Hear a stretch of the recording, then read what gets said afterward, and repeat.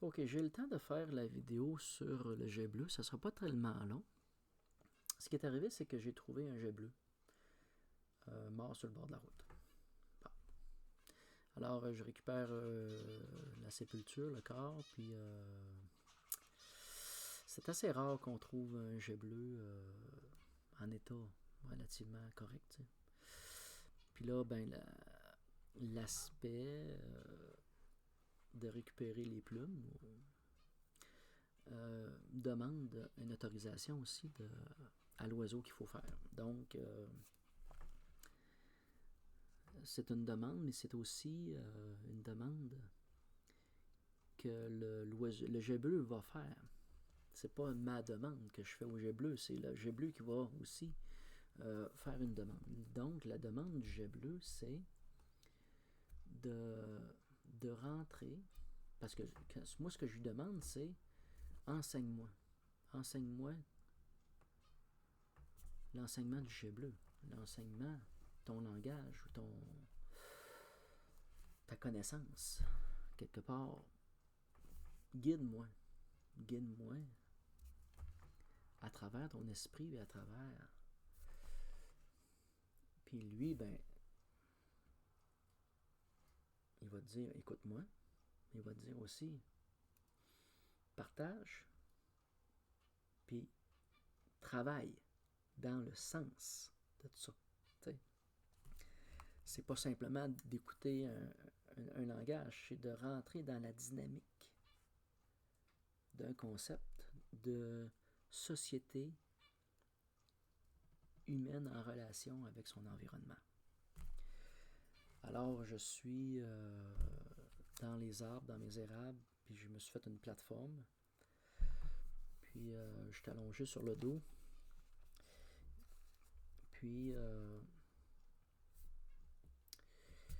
il m'arrive des informations sur le mouvement des oiseaux et des fruits.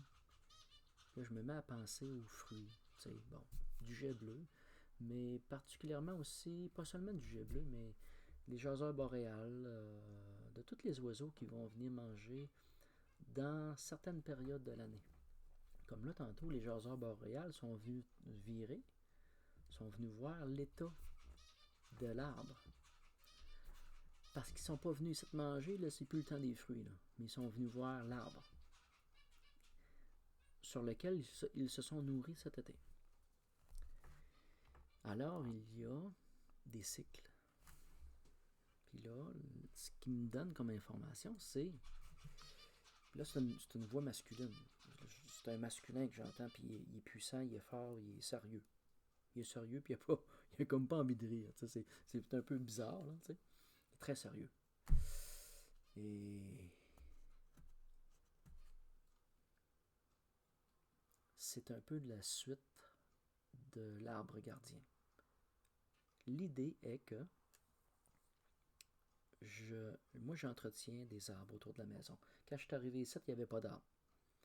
Puis là, ça me faisait de la peine parce que les oiseaux ne pouvaient pas venir se percher près de la maison pour que je puisse les voir, puis que je puisse être dans leur sillage, d'une certaine façon. Fait qu'avec le temps, j'ai laissé pousser un peu toutes sortes d'arbres, un peu tout le tour. Puis là, je choisis lequel je garde ou je garde pas. Puis en face de moi, ici, il y a une grosse talle de merisier. Puis, donc, à toutes les années, depuis quelques années, il fait des fleurs abondantes. Puis il fait de plus en plus de fruits aussi, abondants et aboutis.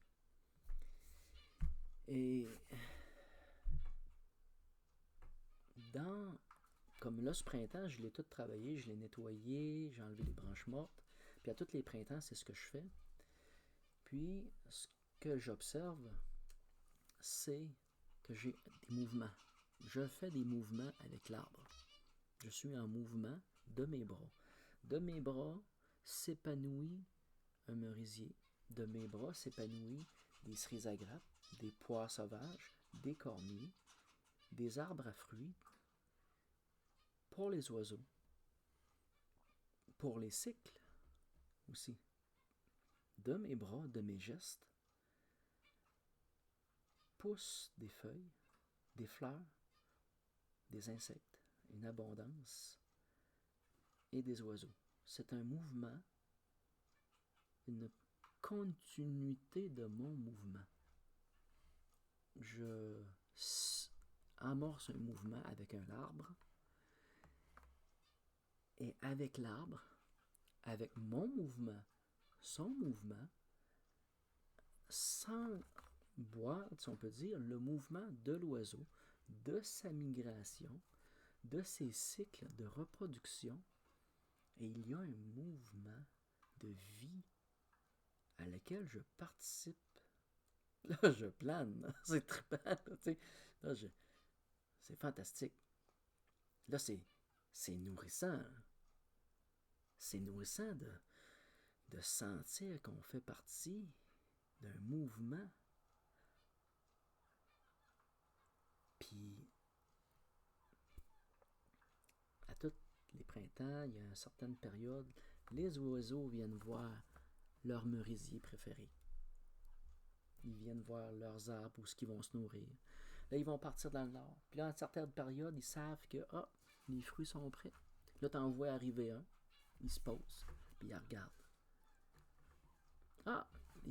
C'est pas pire. Il va chercher sa gang. Puis là, ils reviennent, ils sont une vingtaine. Puis là, ça se nourrit, puis c'est heureux. Puis là, pendant une semaine, 2 semaines, ils vont être dans le coin, puis ils vont être dans une espèce de fête. Là, tu les entends, là, puis là, ça piaille, puis il y a un son, il y a des chants reliés à ça, aux victuailles ou à l'abondance. Là, il y a un mouvement sonore qui vient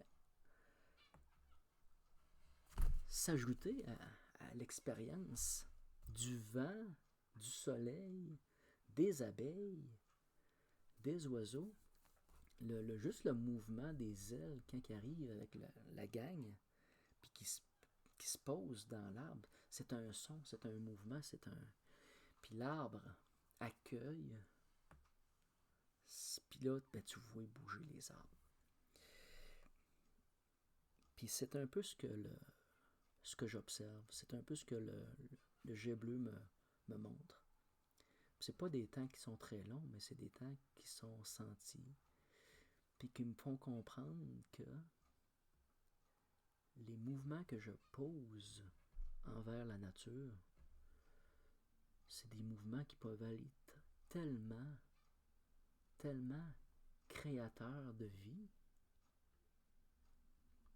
à partir du moment qu'ils sont bien posés puis bien agis, qui peuvent être dans l'abondance et participer à une abondance. Puis moi, je vois ça, là, puis je me sens là, privilégié. Je me sens vraiment privilégié. Je vais vous donner un exemple extraordinaire que j'ai vécu cet automne, au mois d'octobre. J'étais sur ma plateforme, à moitié tout nu. Puis là, je suis en dessous des érables. Puis là, les érables commencent à changer de couleur. Quand même pas mal, tu sais. Puis il fait beau, il fait chaud, on est bien. Puis j'entends venir des oiseaux, puis ils sont loin. Puis là, ça se rapproche. Puis là, ils sont tout au-dessus de ma tête. Puis il y en a une vingtaine. Puis ils sont dans les érables. Puis là, ils me regardent.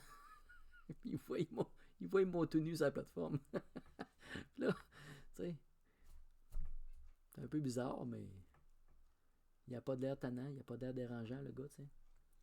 Ça fait que ils font leurs affaires. Puis là, je me mets à entendre des affaires un petit peu tomber. Qu'est-ce qu'ils font? Je ne sais pas trop. Puis là, je vois une espèce de point noir qui descend, puis qui me tombe dessus. Puis là, je regarde, c'est une samarre d'érable. C'est une samarre d'érable. Puis là, je m'aperçois que ce qui tombe, c'est des samarres d'érable. Puis il y en a beaucoup qui tombent. Puis tu entends des petits bouts de branches, puis tu entends toutes sortes de choses. Puis là, je me rends compte que les oiseaux mangent les samarres d'érable et que les érables dans lesquels je suis font partie d'un cycle de migration et de nourriture. Ce que j'avais jamais vu de ma vie, ce que j'avais jamais pensé être possible. Je pensais même pas qu'il y avait des oiseaux qui se nourrissaient de ça. Puis ça a été tellement un instant magique que je suis resté là Puis j'ai tiré mon temps, tout le temps qui ont été là. Ça a été, pour moi, un instant de dégustation que j'ai abusé. Je m'en suis gavé. J'ai vraiment pris le temps d'être là. Fantastique. Fantastique. Je suis un homme comblé. T'sais. Alors, les érables, les oiseaux, tout ce que je fais pour les érables, pour nettoyer les érables, puis ça, je le raconterai peut-être dans un autre instant. Puis, c'est de grands moments. Merci.